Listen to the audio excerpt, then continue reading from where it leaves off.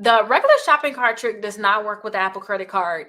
Now, the Apple credit card, it has their own Apple trick where people was actually pre-qualifying for the Apple credit card, and then they'll go ahead and freeze their TransUnion credit report. After they freeze it, then they'll go back and accept that offer that they was able to get with the Apple credit card. This is not the shopping cart trick, you guys. The shopping cart trick is when you put things in your cart. Soon as you get put everything in your put $200 to $250 worth of items in your cart, you're going to go to the cart, put your information in, your address, your name, your phone number, and your email address. As soon as you put that in, you got a pop-up saying congratulations, you're pre-approved for the credit card. They didn't know like your social or any of those different things beforehand, like the Apple credit card trick does.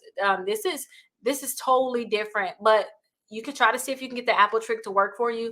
I have not personally did the Apple trick, so you guys can definitely try at your own risk. But I have seen a lot of people say that they was able to just do the Apple trick in general, not the Apple shopping cart trick, the Apple trick in general. And the biggest thing that they were doing was they was actually pre-qualifying for the credit card. After they pre-qualify for the credit card, then what they'll do is they'll go ahead and freeze TransUnion. After they freeze TransUnion, they'll come back and accept the offer that they was able to get with the Apple credit card. And once they accepted that credit card, they didn't get a hard inquiry. And that's the biggest part of the trick. People don't want hard inquiries. That's like the biggest thing. But Apple is able to pre-qualify you, so they'll let you know yes or no, and then they'll let you know how much they can actually give you. So definitely check that out if you guys want to